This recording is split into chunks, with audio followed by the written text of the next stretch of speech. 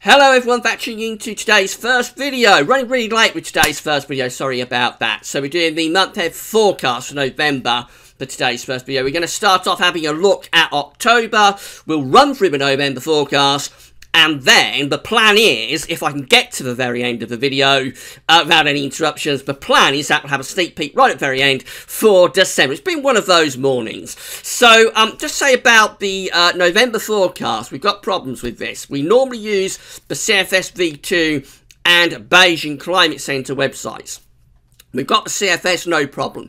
The Beijing Climate Centre has got big problems. Last week, they was offline completely. They was totally down. They're back up and running now, but the model hasn't updated since the 21st of October. So obviously something quite serious has happened with the Beijing Climate Centre models. And that means that we've only got CFS V2 and sort of my judgment to work with for the November forecast this month. So if I'm a bit stressed, that is part of the problem about what has happened this morning. Haven't got Beijing Climate Centre to work with, but we're going to do our best to try and get a forecast together for you. So we're going to begin by having a look at October. This is the latest from the UK Met Office. This is the mean temperature anomaly for October 2017, the 61 to 1990. So it's been a warmer than average month pretty much across the whole of the country, with temperature anomalies around 1.5 degrees above average.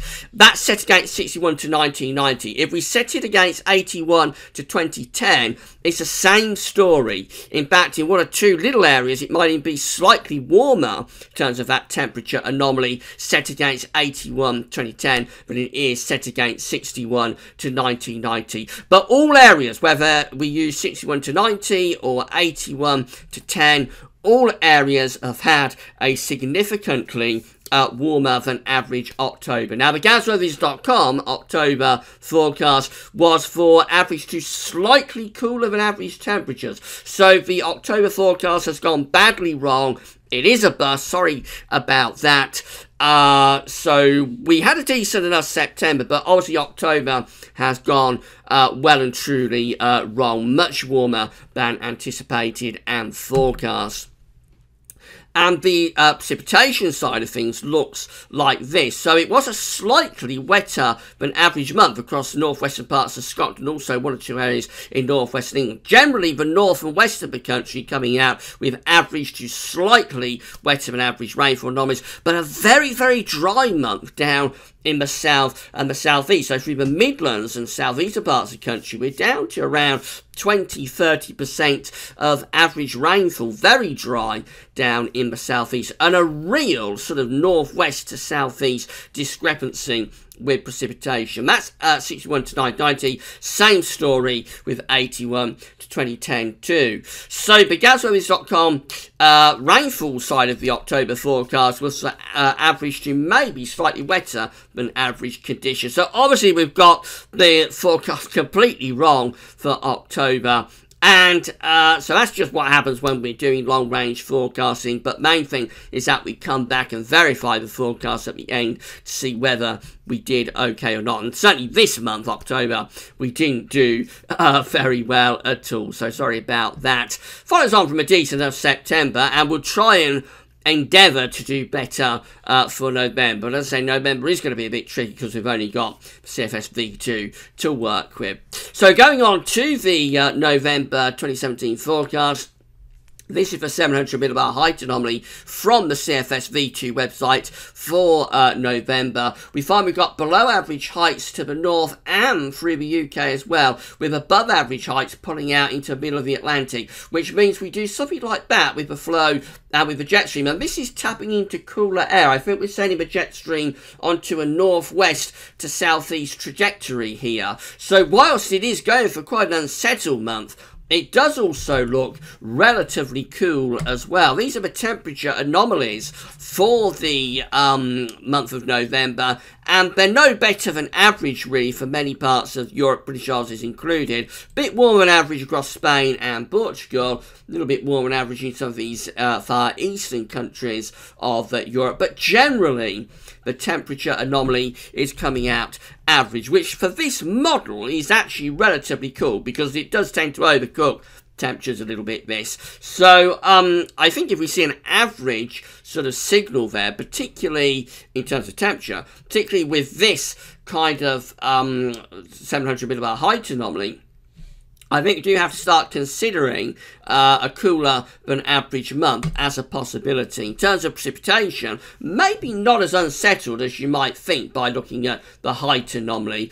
So overall coming out with average temperatures, average precipitation, not a huge amount to work with, you have to say. Let's see how the model is breaking this down on a week-by-week basis. So for week 1, 500 millibar height anomaly from the 2nd to the 8th of November. We see this with below average heights through much of the UK and much of northern Europe as well. We've got this above average heights pulling out into the into central Atlantic. So we do something like that with the flow we're projecting. So that's a pretty decent sort of reflection for this first week of the overall monthly anomaly that we saw just there. So it's a pretty decent reflection of that for week 1. But let's see how the model wants to progress things as we go through the month. So this is week 2, 500 millibar height anomaly, which takes us from the 9th to the 15th of November. Wouldn't normally include these in the month-ahead forecast, by the way, but I'm just including them because we haven't got the Bayesian Climate Centre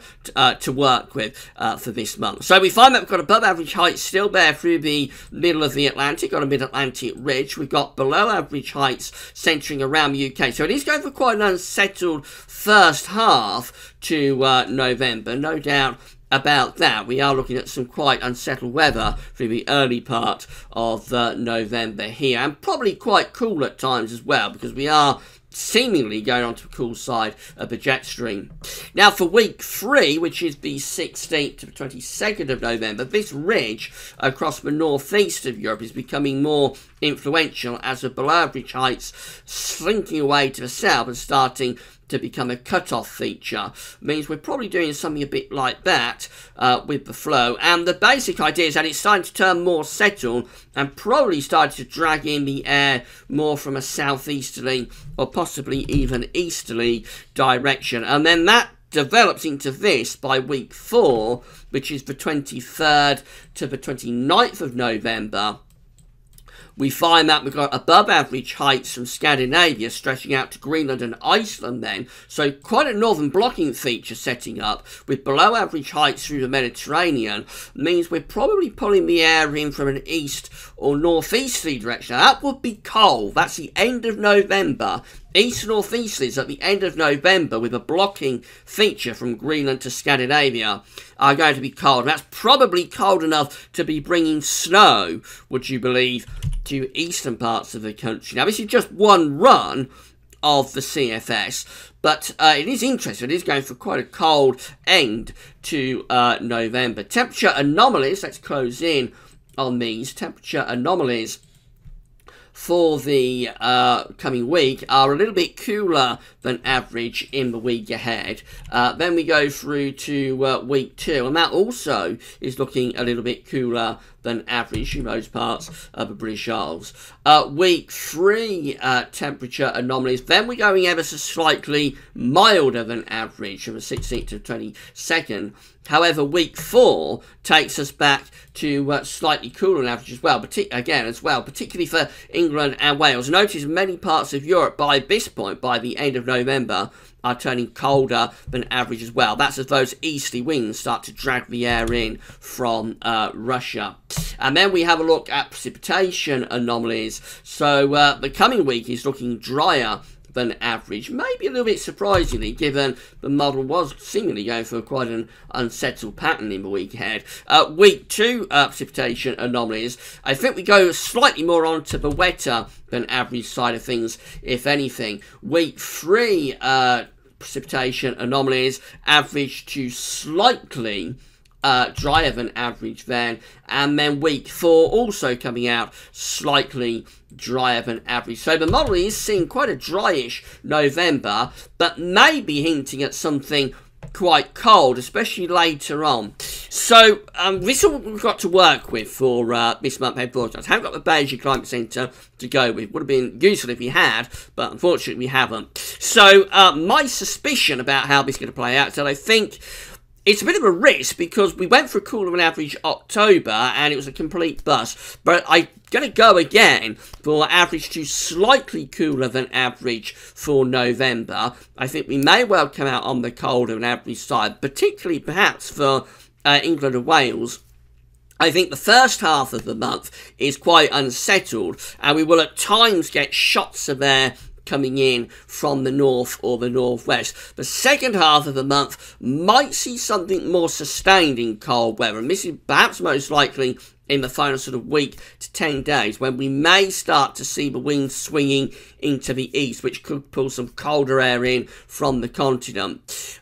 Overall precipitation, I would have thought we're coming out probably close to average, maybe a little bit on the dry and outside. I think there may be quite an unsettled first half to the month, offset by a drier second half to the month. And all quite an interesting month. I think it will be a fairly seasonably cool November, perhaps in contrast to October, which, as we know, we've already explained, came out significantly warmer than average. Just say this is with very low confidence, just purely to the fact that we haven't got the other model to work with here. So, in the final analysis, we're going for average to, again, slightly cooler than average, and precipitation close to average, maybe a little bit on the dry and average side, a changeable first half to the month, and then maybe something more sustained in terms of cold weather in the second half of the month. Finally, just having a quick sneak peek at December, and this is the 700 millibar height anomaly for December. We find a very unsettled and mild month is being predicted here, with above average heights to our south across the continent, deep area of below average heights around Greenland and Iceland, and we bring the winds up from the tropical Atlantic. So shades of December 2015 perhaps there, very mild, but potentially, particularly for the north anyway, and the west, very wet. I think we'll worry ourselves about December when we get to it. We've got enough to be going on with November. So for November, again, McGavsOverthis.com November 2017 forecast with low confidence is for average to slightly cooler than average temperatures and precipitation to be around average, maybe a little bit on the drier than average side. The first half is cool and changeable with a few shots of cooler air at times coming from the north and the northwest. The second half could turn quite cold. We'll wait and see whether it comes off or not. After what happened in October when we went slightly cooler than average, total failure. So it's very risky what I've done here. We'll just have to wait and see how it plays out. Right, that's all now. Later on today, we'll have a look at weather next week to 10 days, see if there's any sign of cold snaps in the next week to 10 days. But that's all for now, and thanks for watching.